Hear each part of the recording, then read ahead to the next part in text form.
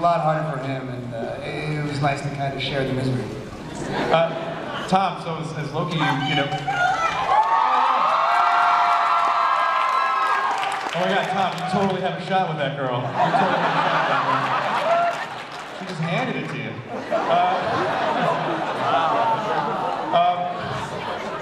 You know, so it was Loki, like, you know, we saw you with Thor, we kind of got a sense that, you know, at the end, like, some stuff's going down with this character, like, and now, you know, you're hell-bent on world domination, so how's the experience been like for you with the Avengers, with this whole, you know, different kind of take?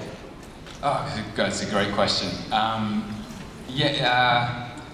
Loki is not a happy man. And I think anyone who saw Thor realized that by the end of that film he's a little confused as to his place in the universe. And you know, it was such a thrill for me that Joss and Kevin and everybody at Marvel thought that, you know, I was all right in the first one and I might be okay in this one too. And it's thrilling to be. It's thrilling for me to be almost the only bad guy in a group full of the greatest superheroes in the world.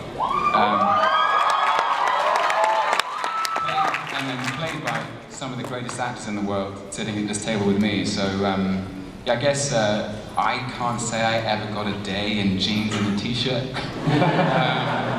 It was mostly leather and metal. That's how they like it in NASCAR.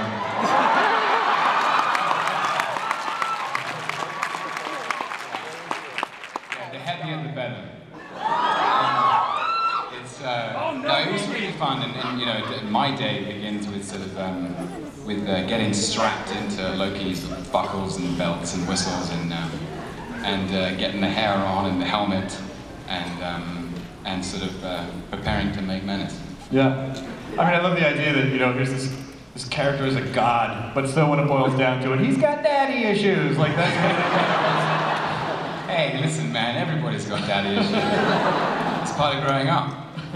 Yeah, he's got a few brother issues as well, but... Yeah. Kobe, you tell us a little about you.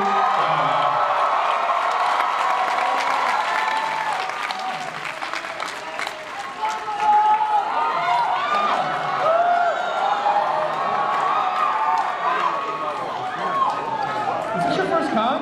Is this your first con? This is my first con. Oh, yeah?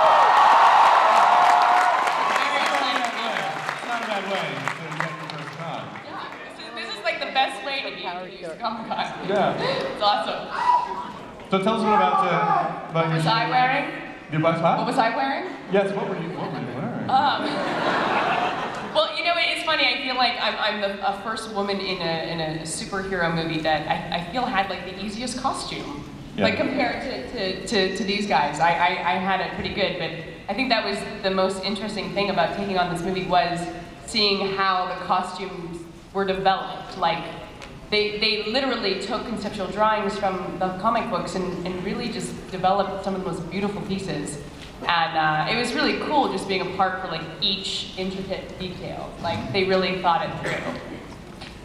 So more physically demanding than How I Met Your Mother? I'm not even I would say so, yeah. Probably so, yeah. I'm not singing it. I'm not going to sing it. No, I'm not going to do it. Nerds, please! Nerds! Nerds! Damn it, she's a guest in your home! I'm so sorry. Sometimes I get excited. It's only because they love too hard.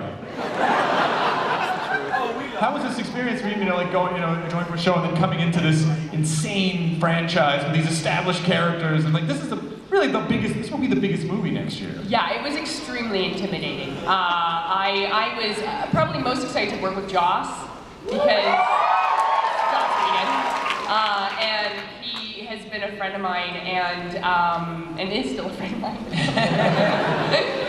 And it was just, that was one of the most exciting parts of this movie for me. But yeah, I mean, I'm still kind of pinching myself walking around and being here in front of all of you guys and being as thrilled to see how the movie turns out. I mean, it's a dream. Yeah. And so, Clark, for you, I think we've seen you in a total of 4 films.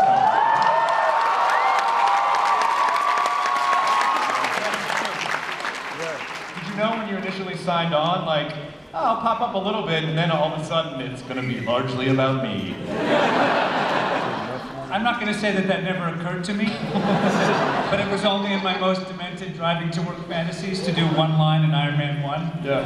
Before they started adding more scenes. Yeah. You know, I never thought that the journey would take me to the scenes in Iron Man 2 where they said, oh, tell them you're going to New Mexico.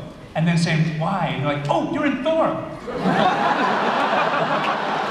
And then being at the backstage of San Diego Comic Con 2 years ago and having Joss Whedon come up and introduce himself and say, oh, you're in the Avengers. Oh my God. So this new spoiler scene in the Avengers where Coulson peels back his face and reveals that he's a Romulan princess. How did you do that? No, I'm banished from the con. Clark, I don't know if I can get you to do it, but backstage, Clark was singing his version of the Avengers I'm not singing the Avengers theme song.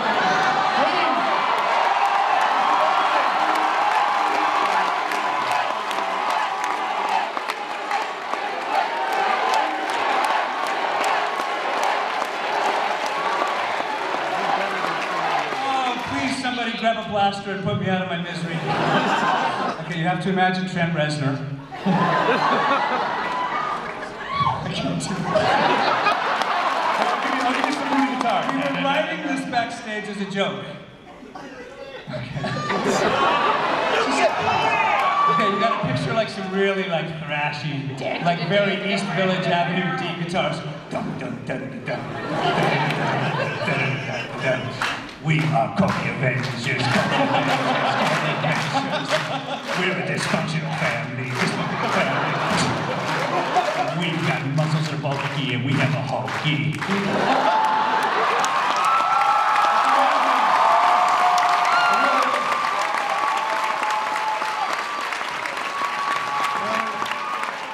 When Trent Reznor originally recorded Pretty Hate Machine, I didn't think Loki and Hulky would be a thing in the beautifully done. No, it was muscles so bulky and we have a hulky. Oh, bulky, okay, and we have a Hulky. Which rhymes with Loki? That's on Twitter later. Yeah. So, spoiler alert, that's the theme song. It'd be funny if that was really the theme song. If only the president of Marvel Studios were here to make that happen.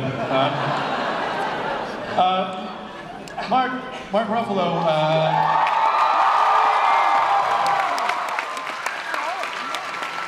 I'm very excited to see you play Banner because I mean, probably like a lot of you, I read the Ultimates and I feel like a little bit of a different portrayal of Banner than we've seen before, where he's sort of like, oh, he's this brooding soul and the Hulk is ultimately good, but I think in the Ultimates timeline, he's a little more, like Hulk is kind of like a raging erection in a weird sort of way.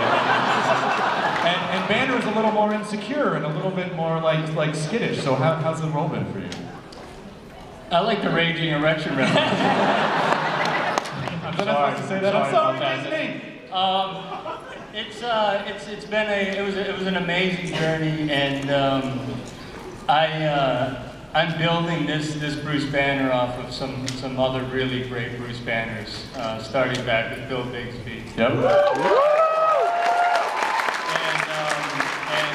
Eric Bana and Eric Bana and Ed Norton. Ed and I joke that this is my generation's Hamlet. We're all going to get a chance at the party.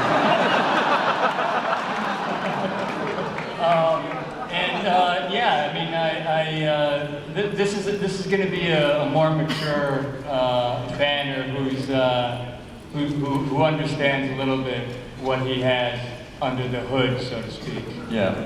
And so how much did you feel like, well, I sort of have to pay homage a bit to the sort of the canon of the Hulk that's been laid out before, but I kind of have this take on the character? Like, how did you balance those two things? I had to pay homage, but then I definitely had to ruffleize it. The damn Hulk done got ruffleized! I think we actually, Kevin, we actually have some some never before. What?